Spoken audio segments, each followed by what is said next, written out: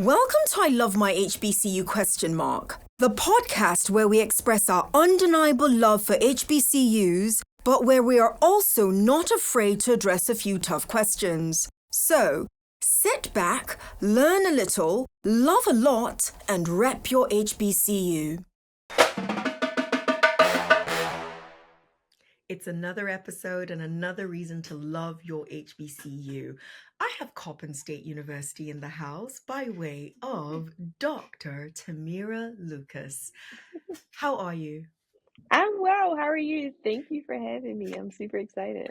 No, thank you. Thank you for saying yes. From the little to not so little that I know about you, you are an extremely busy human being.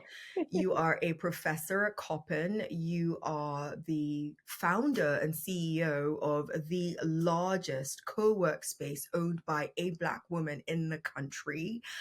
I could keep going on how busy you are and how stretched you are. Mind you, every single time I see you, you look like you just graduated college, like literally yesterday. Thank you. But We it's the we truth. know what the saying is, right? Yes, we do. Yes, we do. So Dr. Lucas, of all the many hats that you wear the hat of mother, you wear the hat of founder, you wear the hat of operational guru, you wear so many hats. Which one's your favorite? Oh, wow. So I would say if I don't say being a mother is my favorite, when my daughter listens to this, she would be offended. Of course. So yes, being a mother is actually one of my favorite hats, personally, but professionally, being a professor, something that I never thought that um, I wanted to do, nor did I desire to do it when I was first, offered the opportunity 11 years ago. Wow. Um, but I really enjoy being a professor.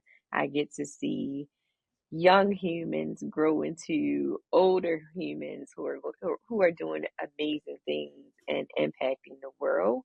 And knowing that I was a piece of that impact in their journey always melts my heart, especially when they walk on campus as a freshman, sometimes clueless, sometimes very reserved, and they start to learn their voice. They start to learn who they want to be, and they just grow into these amazing humans. And it's just like watching your children grow for 4 to 5 years, and then like watching them on Instagram or Facebook getting married and Yeah. new careers. Like it's just something that overwhelms my heart consistently, and just being part of that journey and being able to educate the next business leaders is something that I just don't take lightly. You've been doing that now for about 11 years. Do you think this generation of students are a little harder on themselves than maybe the past few generations have been? Absolutely. These students have a lot of pressure that we did not have. I am actually a graduate of Coppin State University as well. And so, my foundation of who I am was definitely created on this campus. But I just had a little more freedom, I would say, than our students do now, because they're so scrutinized online, and that is not something that we've had, right? So they're dealing with the pressure of how people will perceive them. They're dealing with information overload because it's so accessible. They're just dealing with so much online and then offline. And so I just think that they have a lot more pressure on them than we have ever had before. Um, Speaking of online pressure, and I don't want to get it wrong, I was listening to something recently that Julia Roberts said that her daughter watched, I think it's Stand By Me. If I get the movie wrong, someone's going to tell me I got the movie wrong. But she was watching a movie and I think her daughter's like she's a teenager, maybe 17. If I get the age wrong, my apologies as well. But she gave her mom her phone and said, I don't want to be online anymore. You're the first person I'm going to ask this question of that isn't a student, and I wonder if you can guess what the response of the students were. Are you in favor, just what are your thoughts on at least from 8 a.m. to about 5 p.m. each day? Our college students, not high school, our college students give up their phones. And I'm not necessarily saying that they need to give it up to somebody else, but just a more rigid or structured way for them to get off social media specifically so that their brains can acclimate a different way. I want to hear Mhm. your thoughts on that and then whether or not you think we actually should do it. So I understand the concept of it, right? I think that our students are so, or younger, well, whether they're college students or K through 12, they are so their brains are so embedded into their phones and technology, they don't understand how to even socialize. They don't understand how to be present. They just don't get those things, right? And so, in theory, I would agree with that, right? Like, I certainly would agree with not having access to your phone for, for a certain amount of time, right? For that reason. But from a safety standpoint, right? I don't know if their phone is like next to them and is cut off, like, yeah, but I get like I am looking at my daughter's location, right? Just to make sure on a consistent basis. And even my friends, like they literally, it is so insane. My friends will text me like, why are you at this place? And because they have my location, right? But and I just Wow. bust out laughing all the time because I'm just like, you all are so sick, worried about my location." But I also get it, right? Like, I Yeah. have friends who are single and Mm, they have a lot of energy, and so they just may be here one day and Europe another day. And I love my friends, they're like my family, so I'm always keeping track of them. But to disconnect I think is so important. And so I think that if we could truly find a formula for our college students to be able to disconnect for a certain amount of time, a day, a week, it will help their brains develop in a different way. It's so surprising how they don't know how to communicate with each other. They don't know how to interact. They don't know how to meet friends, because they're always on their phones or their iPads or their computers. And this is not the only, university that I teach at. And I do see a difference hmm. in my students, like in class, like here at my HBCU, it's easy for my students to like close their laptops or kind of push them to the side and be more interactive where other institutions, they're just literally I could be in a clown suit in front of the class and they probably wouldn't even notice, right? Wow. Um, so there is something there with a theory of like taking away or not having access to the internet or social media specifically, and they rely on it so much for even to do their Yeah. homework assignments or class assignments. And I'm just like, y'all know I had to look up this information in the encyclopedia, in the book, and I actually had to read it. Yes. And they do not like reading at all. Yeah. And so that means as a professor, I have to be very flexible in the mediums that I bring to the classroom to teach. So is it video? Sometimes I have to incorporate social media into my the learning environment because I know that's what they connect to. Absolutely. So I wasn't going to ask you this, but I have a very cute question to ask you later on. I've written it down for myself so that I don't forget. So I'm a college professor as well. So it is going to be so easy for you and I to just stay on this topic the entire time because I've got so much more that I want to ask about it. Um, and before I treat you to our rapid fire segment, because I want to hear what your responses are going to be on the rapid fire. When you said even if it's not um the internet, the social media that gets restricted for them, it made me think of at my HBCU, I think it's almost any HBCU or any college, during the whole TikTok ban earlier on in the Mhm. year, any government or federal building you walked into, you could not access TikTok. You could Oh, access wow. everything else, but you could not access TikTok. I wonder, I don't want the government to be the one that does it for us though, but I Mhm. wonder if our universities can figure out a way, the technology is clearly out there, figure out a way whereby your phone, as long as you're on their network, your phone won't be able to access those sites. I think you and I can put our heads together and put something a But proposal to them. the caveat to that, I am a marketing professor. Okay. So my students do use social media for class, For right? And class. so that's one of the ways that I teach digital marketing. Yeah, And so I can see both sides of the of spectrum. course. If it's a class like you're in English and science, like you don't need to be on social media for that, right? Facts. But for my particular classes in marketing, like they actually do use social media. And sometimes and I can see the effectiveness of TikTok as well, right? So I don't Hmm. know if you remember Hillman Talk and how that developed. Yes. And when the teacher that originally she was actually just doing this for her class, I actually thought that was genius that she I was agree. using TikTok to build a connection with her class. And so it was just one of those things where it kind of transformed my thinking around Mhm. social media. Yeah, I just don't want them to use it as a distraction, but more if it's a way to embed it in the learning environment, I can see yeah, that it can be effective. Like sometimes I make my students make TikToks to for a marketing project to see what they come up with. yeah. But before we get there, they have to learn the foundational things of marketing, Of which requires course. them to be Of offline. course. I'm with you. It's the distracting piece that bothers me. That's the part that bothers me. And then of course there's also this very dark side of the Hmm. negativity that you see on social media as well. Okay. Are you ready for my rapid fire I don't segment? know.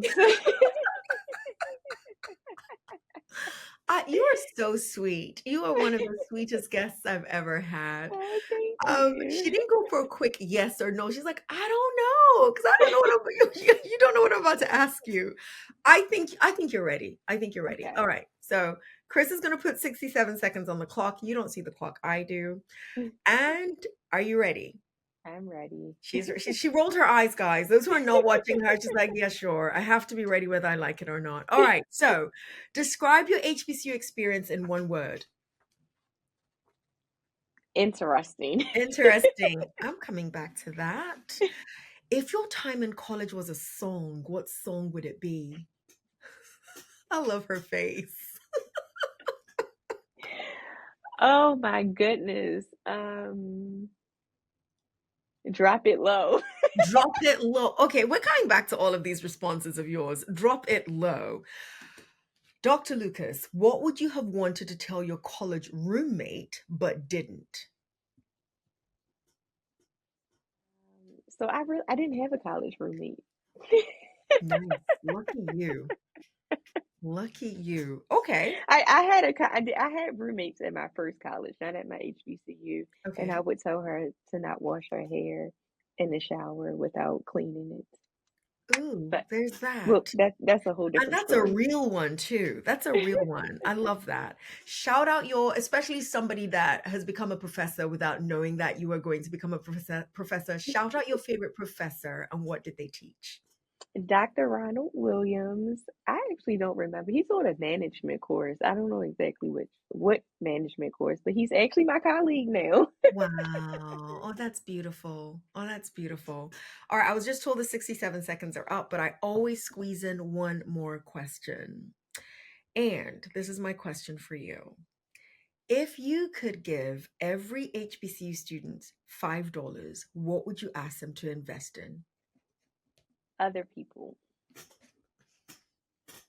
Guys, you are amazing. You are so Thank number one, you're you. amazing. Number two, give us more on that. I love that. I Um, love that. I am really big in allowing abundance to flow freely. And in order to do that, you have to give. And so I think that if you're able to give $5 that I gave to you to help someone else out, abundance will always flow freely in your life if you continue to do that. I wouldn't be where I am and who I am without others investing in me in some way, shape, or form. And, whether you love me or like me, I mean, love me or hate me, what you will say, what you will never be able to say is that I am not a giving person, and that I am not a caring person. So I just want people to understand that there's power in us giving, especially when we are thinking about HBCUs and how we sustain and maintain our HBCUs. It has to be through our giving. I love you. I don't know you that well, but I absolutely love you. Gosh, that resonates in a really, really deep way. I really appreciate that. And I hope enough people are listening to you. And it's why I said $5. I didn't give a large amount because people think that they have to give from their abundance. And you really should be giving from the little you have because you will Mm-hmm. become abundant that way. Yep. You are from Baltimore, Maryland, and you had options. Why Coppin State University? I want to hear your college selection journey. Why Coppin? So actually, I did not choose Coppin. Coppin chose me. I love it. I actually did not attend Coppin my freshman year. I actually attended a PWI, but in all reality, I really wanted to go. I got accepted to every college I applied to, and I wanted to go to Norfolk State University, where I did get accepted. However, I just did not have the infrastructure in my personal life to like understand what that process is like. So I took a full ride to another institution and I wasn't happy. I ended up failing out of college. Yes, I failed out of college. And Coppin was my second chance. It was just it was divine, like I was supposed to be here. And when I got on this campus, because Coppin, if you're familiar with Baltimore, for those that are familiar with Baltimore that's listening, we have two HBCUs in Baltimore, one on the east side, one on the west side. I grew up on the west side. I went to high school on the east side. And so the East Side School gets a lot of like recognition and awards, and people travel all over to go to this institution, but Coppin does not get that type of, well, it didn't in the past get that type of recognition. And so, being here on this campus, it was literally the place where I was supposed to be. My professors, they became my parents, and I met some of the most amazing friends, lifelong friends. My best friend, here on this campus, and although I didn't have what I consider a traditional college experience where I stayed on campus and I was involved in all of the organizations, and we had these organizations. I just didn't feel like the traditional student. Coppin still gave me everything that it could, and here I am today. There is our first, no, our second recording of the podcast about 2 years ago was with the then Miss Coppin State University. And there is, listen, everyone hearing me is going to say, Tosin, that's the way every HBCU alum or student feels about their HBCU. And you're right. However, there is a calm type of love, and I'm calling it a calm love intentionally, that I hear come out of every single person, especially alum of Coppin State University.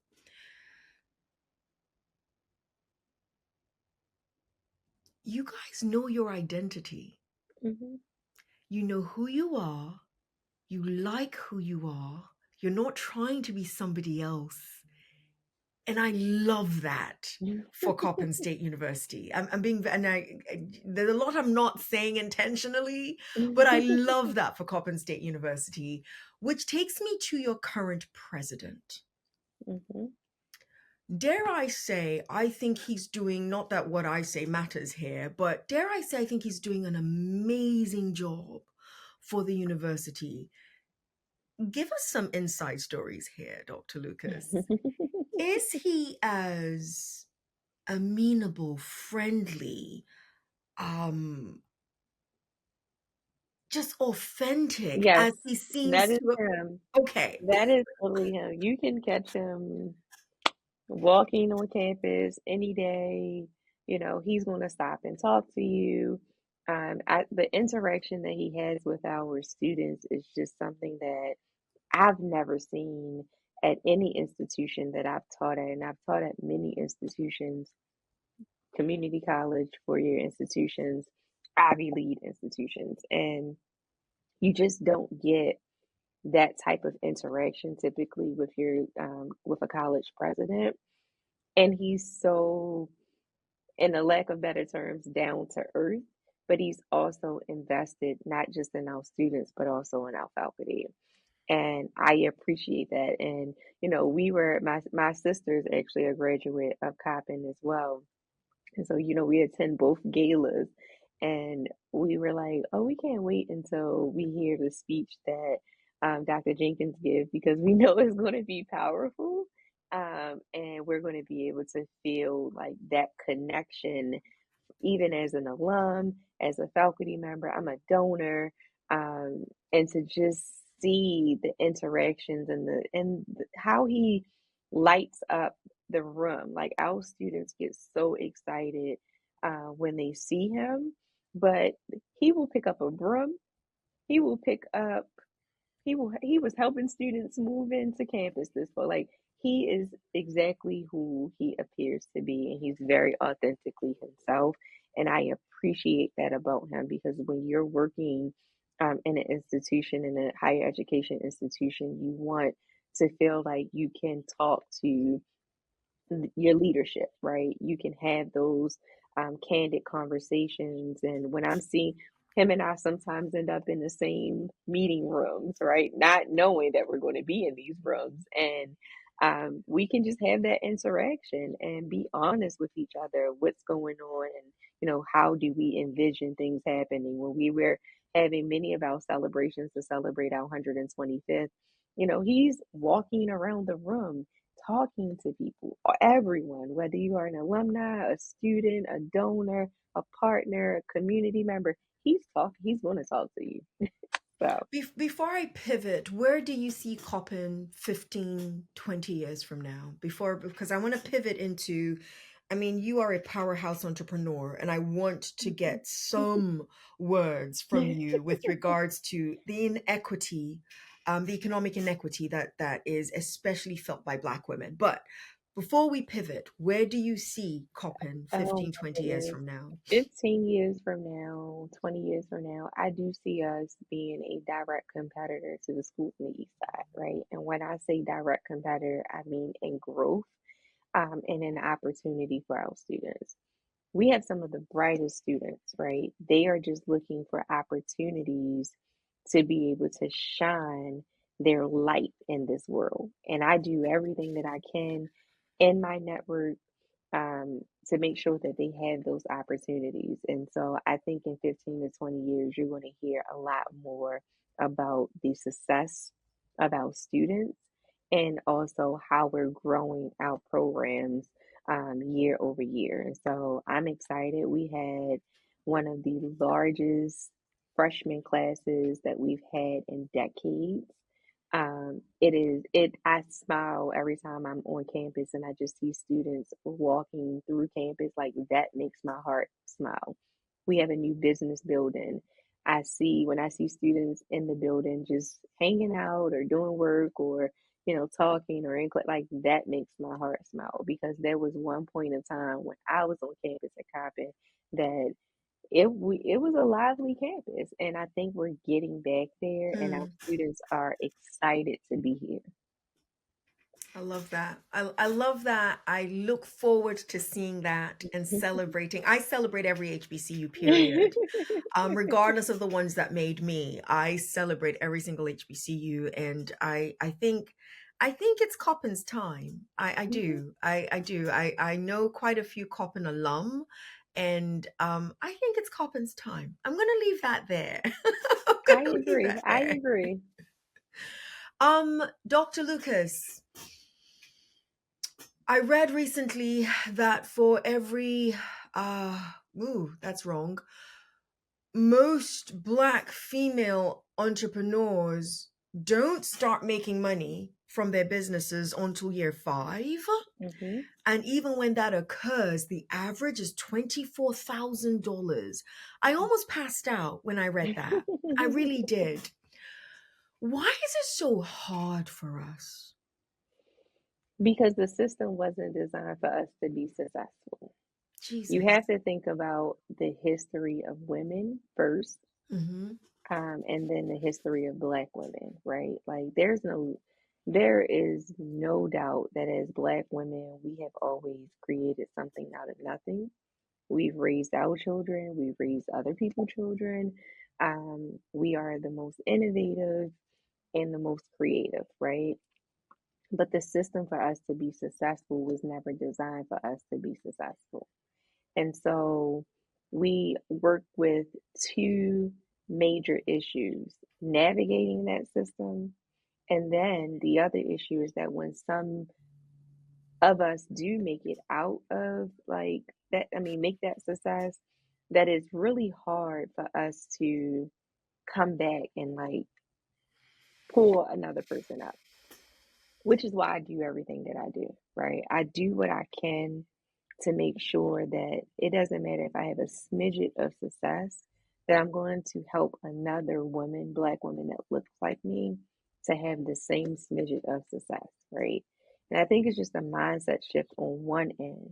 And on the other end, it's really understanding the power that we have collectively. Hmm. And if we come together collectively, we can change those statistics and we can change the trajectory of our businesses. We can change the trajectory of our generational wealth. And so um, we are navigating systems that never were designed for Black women to be successful.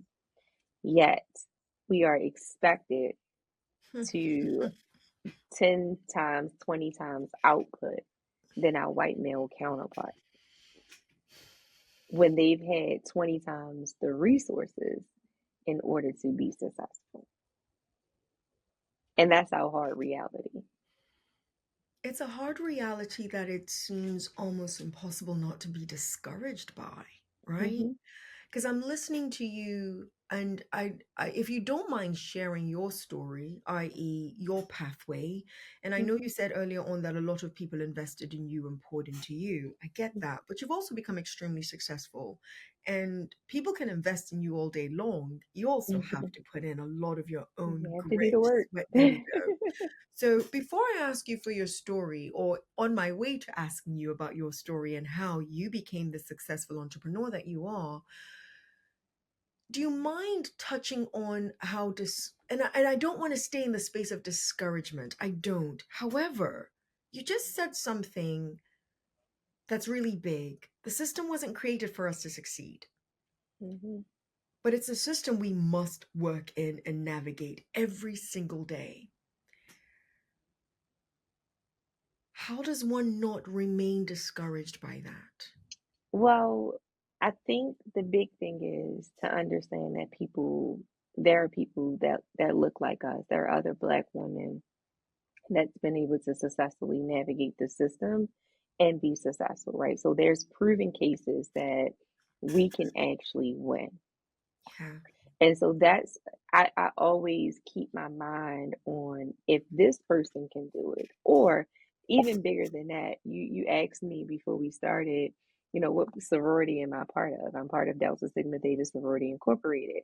And I think about what my founders had to do in a time where we didn't have a lot of technology, we didn't have a lot of resources. I mean, we're talking 1913, right? Like, could you imagine what life was like for Black women on the Yeah. campus of Howard University in the middle of DC in 1913, Yeah. right?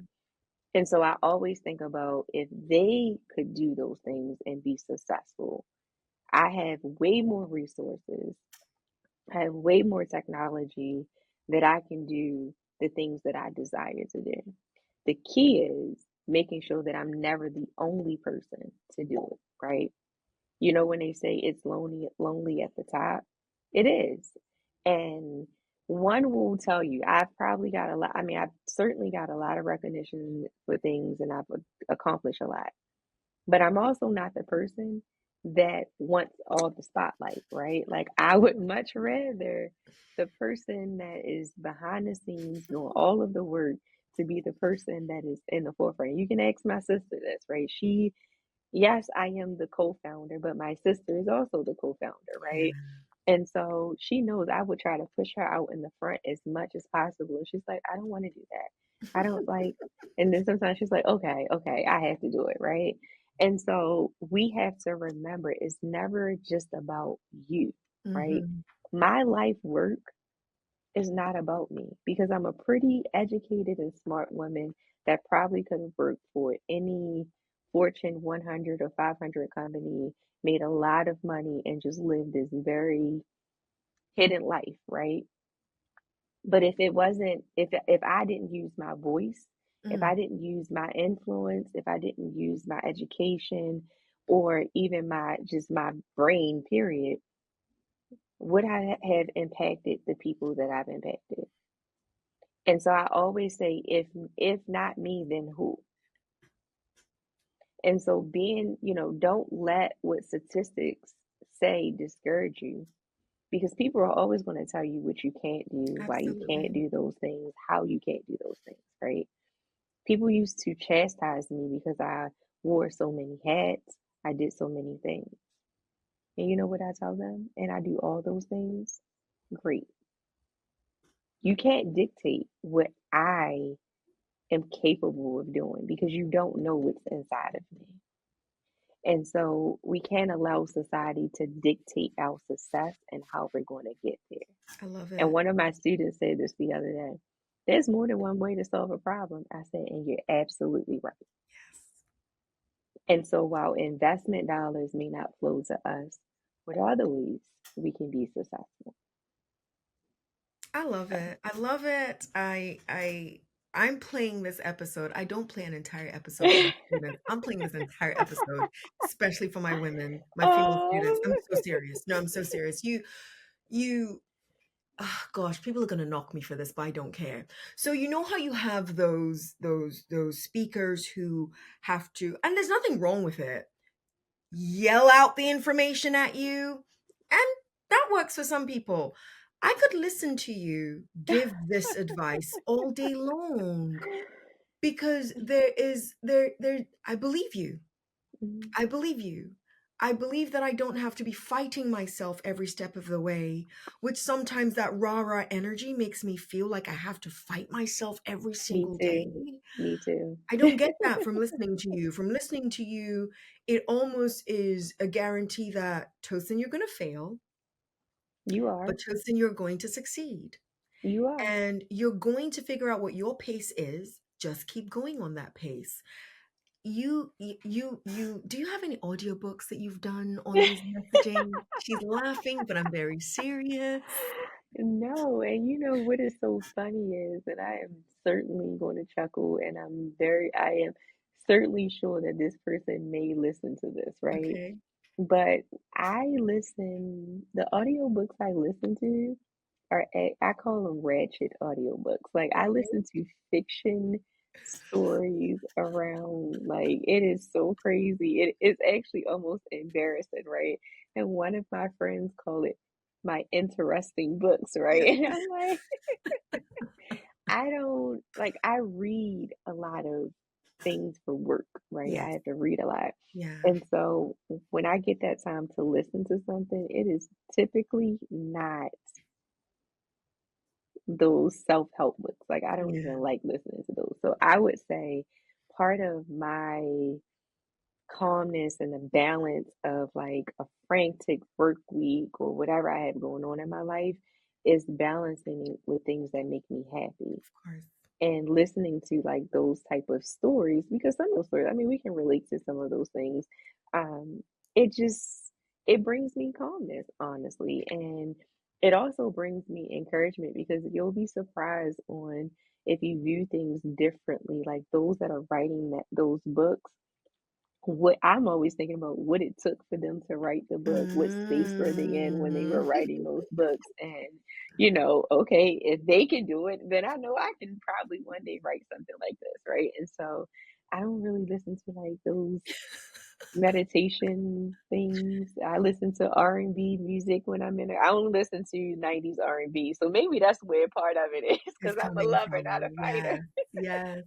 No, we need to get you on the Calm app where you're reading something that we at least get to listen to your voice in a Really? meditative tone because You you've got think I that have a tone. voice for that? You do. Oh my goodness, You and I'm absolutely always do. telling other people that they have the voice for it. I You never. do. You have the voice that somebody can just keep listening to. And it almost doesn't Oh, matter what you're saying. We can just keep listening. So we do need just one business meditation on the okay. Calm app I'm from gonna you. figure out how to do that. Please. I'm serious. I really, really am serious. So I asked you earlier on what your time at your HBCU was, and you used the word interesting. Why interesting? I told you I was going to come back to that. Why It interesting? it was certainly a very interesting experience because, again, like I said, I wasn't your traditional, well, I didn't consider myself like a traditional undergraduate student. At that time, I had already did 2 years in undergrad. And although it only took me 4 years, I just felt like I grew up around the corner from Coppin, right? So it wasn't like a new place, a new space, a new community. I had to work a full-time job. Oh, And wow. so I was taking a lot of my classes actually in the evening. I didn't do many classes during the day. So that again made it feel a little non-traditional. And shout out to Coppin for being for allowing or having a structure where students can get their 4 year degree during the evening, okay, or take it online. But the other part is, I think towards the end, like my junior and senior years, when I really started to cultivate like really close relationships with my now like best friend and other friends in our circle. And I didn't have a child then, but my friends had children. Um, and we just kind of made the best of our time, even if we had to work together on assignments. We had to figure out, don't do this, students, okay? But if we had to figure out how to like not be honest on the on the topics that I'm going to say, um, we were like strategically, truly figure out like how are we going to get the answers to make sure we pass these classes? Because again, like most of my friends had children, Yeah. so they're balancing kids, full-time jobs, school. Me, I'm balancing work, and my husband and I were dating at the time and we were living together. It was just a lot going on. So it was very interesting that I had that college experience the way that I preach to my college students today, a total different way. Like, Totally different. I make my students like they come to my office all the time and I'm like, did you go meet a new friend today? Go meet a new friend, right? And so I can't I didn't do those type of things because we were all like working adults in the classroom. Yeah. So Yeah. Wow. All right. Give us your story. I want to hear, when did you know this is what I'm going to do? And something tells me there was always something in you that knew you were going to succeed, no matter what it looked like and when it happened. But how did you know this is my pathway? And beyond your major, because sure, some of us stick within our majors, many of us don't. How, what was your journey like? So, okay, very interesting. When I first went to college, I was actually a visual communication design major. I thought I was going to be a graphic designer for Disney. Until I got into a class and they told me I had to draw a self-portrait of myself. And I do not know how to draw at all. Like, not at all. And so I then switched my major to like computer science. Um, and when I got to Coppin, I was actually a computer science major, and although it's a HBCU, it still wasn't many women in this major. And so I just didn't feel like I belonged. Hmm. And it was very challenging. And challenge is not something that I'm afraid of at all. But it was just like I could not grasp what was happening in these classes. And someone told me, I don't even know how I ended up with like in manage at that time it was called management science.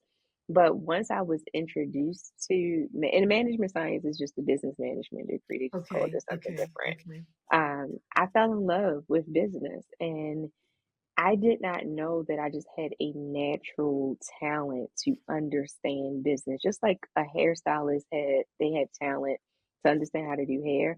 I didn't realize that that was my talent to Nice. understand business functions in a way that I did, right? My brain can process what's going on wrong in a business or what's going on right, like really fast. Just like if you went to your hairstylist and said, I Yeah. want this crazy hairstyle, and they would figure out how to do it, right?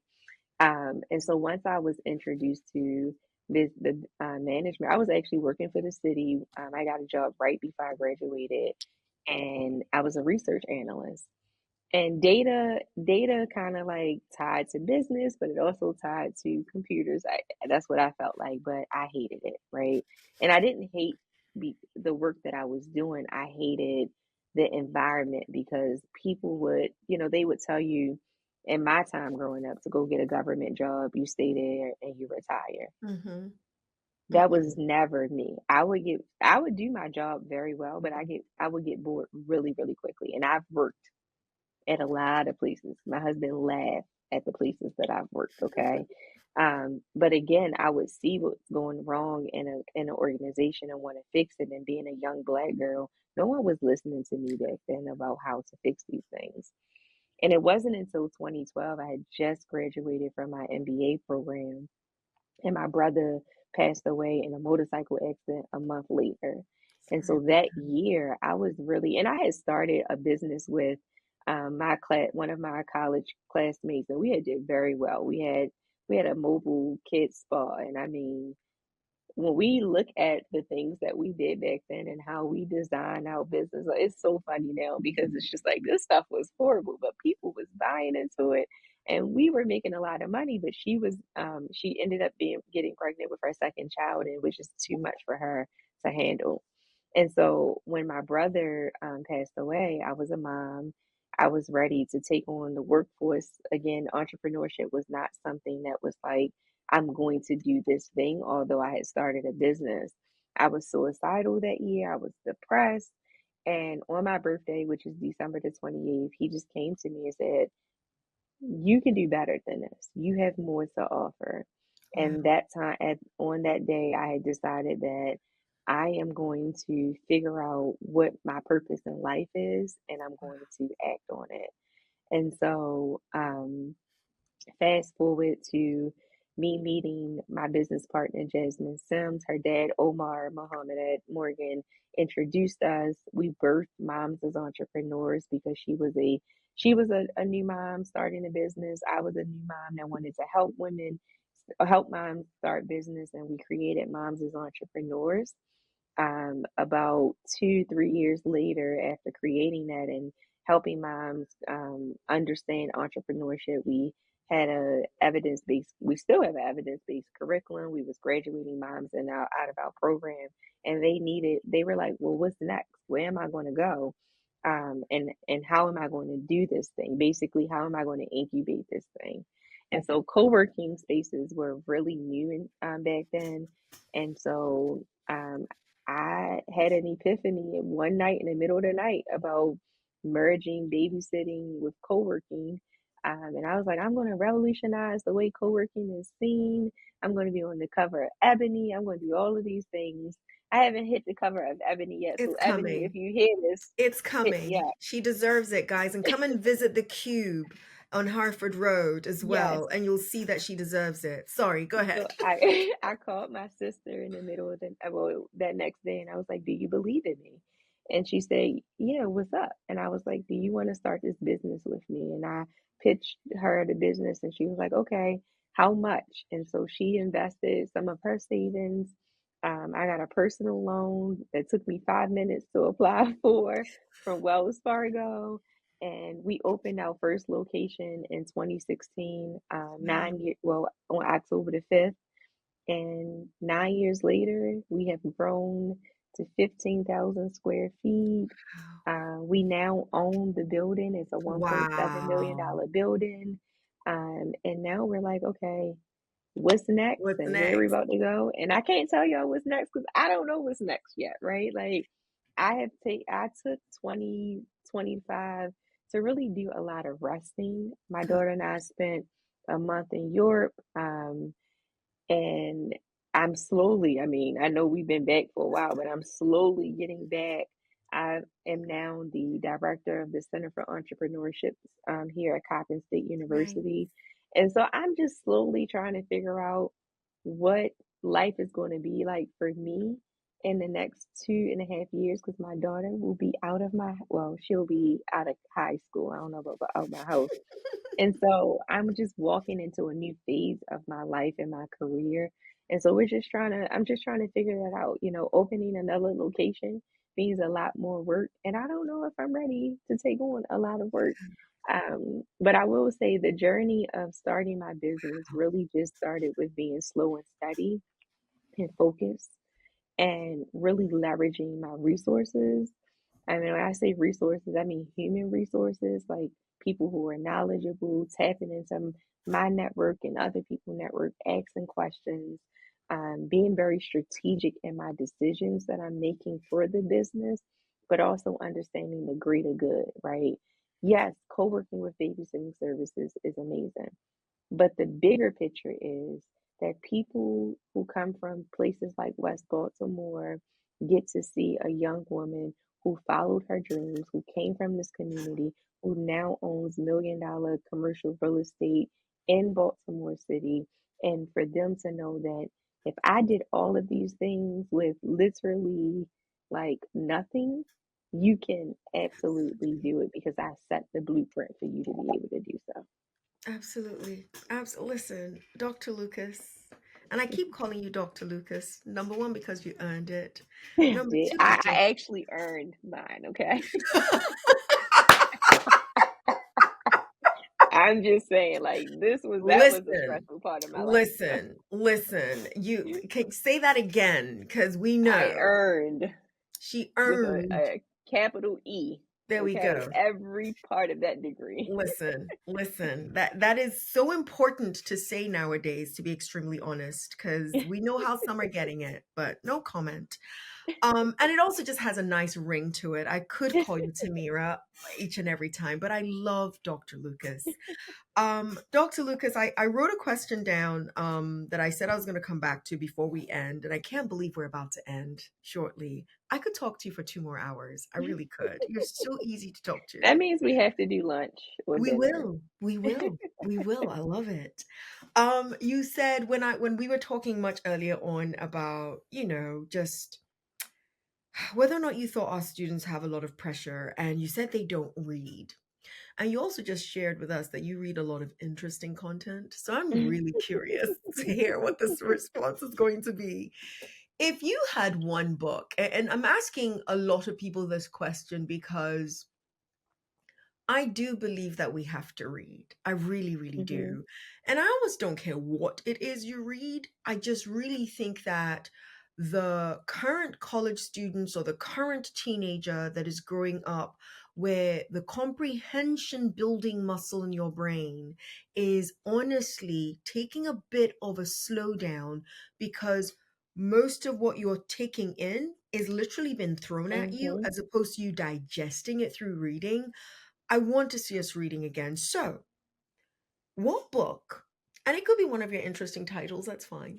What book would you recommend to a freshman in college Oh for my any goodness. reason whatsoever? For any reason whatsoever. What book would you recommend for your students to read? So I would actually, so one first, I want to say I agree with you. Over the summer, typically the things that I'm reading are always is it involves work, right? Like whether I'm reading an article, a book, or whatever, a textbook, whatever. And so over the summer when I went to Europe, I bought a Kindle and I said, I am going to read a book from cover to cover that I am interested in, Hmm, right? Like not one of my interesting books that I listen to, but I'm actually going to read one of those read books. one. Yeah. And so I agree with you that those reading is like it is it's important for you to be able to. I used to read the encyclopedia growing up, like for fun. And so I would say that one of the books that I always suggest people read is Simon Sinek, Start With Why. That's a book that I've read several times, and I just think that it's important in all aspects to understand your why, right? Why are you doing this? And going back to that why when things get hard. Because trust me, I just shared a lot of stories with you all through my journey, and a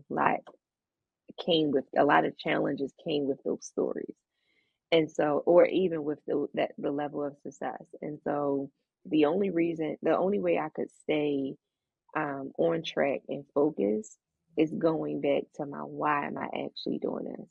Nothing that I ever done has been simply to satisfy my needs, right? Hmm. Now, I am walking into a different decade, and what I do in that decade and moving forward will totally be around me being selfless Good. and selfish, right? And Yes. satisfying my needs.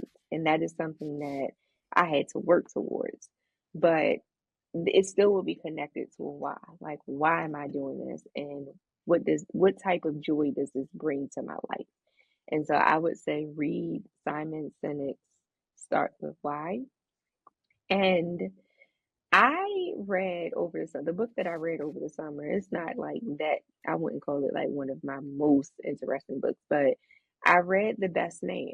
Right now, we've watched the movies, um, and I think the story of friendship that is displayed Hmm. truly can help students understand the value and building relationships in college. Hmm. Hmm. I couldn't put that Kindle down. Like, part of my trip was on a cruise. I spent most of the cruise in my room reading my book, Reading. Wow. which is what I wanted to do. To do. My daughter was out living her best life, but that's what I wanted, time with a book and just water, right? And so I would say read that book. Read it because it truly tells the authentic story of building lifelong relationships when you're in college and where it can take Dr. Lucas, we must do two things. I don't know when those two things are going to happen. Well, I know you. when the first one's going to happen. I don't know when the second one's going to happen. So the first thing you and I have to do, I'm going to get the books. We're both going to sign it. When your episode comes out, we're going to gift the books out Aw. I don't know how we're going to do and who we're going to decide, but we're going to gift the books out to my favorite number is 7. So we're going to give the books out to 7 people, but with a special Okay. message from you. I think that's something cute for us to do because I absolutely agree I with love regards that. to Simon Sinek's why. The second thing we have to do, because there's just way too much more for us to talk about, and there's also way too much more advice that I want students to listen to. I'm hoping that my first live podcast will happen within the next year. Oh, And this is exciting. you must be one of the first guests, if not the first guest. And I actually think we need to have it on Coppin's campus. And so we need to figure something out. Consider it done. We need Okay. to We figure can something figure out. that out. We can figure it out because We'll figure it out. I think it'll be amazing. We might make it just women in the room. There's just so I much think I that I can think make that happen sooner than later. I might know some people that know some people. Okay. we're going to make this happen. We're going to make this happen. But I'm sitting here and I could stop talking and listen to you. I know this is the third time I'm saying it. Most people who know me know I don't waste words, which means that I only say what I mean. I could listen to you give your gems, tell your stories pretty much all day. And if I can do that, I know all of the students in my classes, for example, need to listen to you. So it's going to Mhm. happen. Okay. Is there something I should have brought up that you're like, okay, Tosin, I thought you were going to ask me this, that you want to bless our audience with before we say goodbye? Even though we're going to have our Oh, own live recording soon, according to you. no, I would just say this. We are, in quarter 4 of the year, Yes. and What I like to do around this time is, as we wind down the semester, um, I truly take a break, okay? And taking a break doesn't necessarily mean that you have to go vacation on the beach. It doesn't mean that for me because I am going on the beach. But take a break with your brain, right? And just reset it. Um, and just kind of figure out what is it that you truly want your legacy to be, and how do you really work towards those things, right? And I know, college students that are listening, you're like, well, I hadn't really thought about legacy creation. This is the time to think about it, right? Hmm. I'm not telling you that you have to rush to achieve those things, but you need to have a vision of like, what does my legacy look like? That is something that I wish that I did in college, and I wish that I had someone tell me those things early on. Like, truly start, like, visualize what your legacy will be. And so I don't have anything, Yeah. at least I don't think I have anything exciting coming up besides my birthday. But That's exciting. from a work perspective, we are Let's calming ease it things on down. down. Let's But calm it down. make sure you just follow me on social media so you can see what 2026 bring. But I'm resting, Yeah. and I think that it's important that we understand the power of rest. Dr. Lucas, in one word or short phrase, why do you, Tammira Lucas, love HBCUs? I love HBCUs because it truly cultivates the next Black leaders, disruptors, creators, and it sets the foundation for legacy.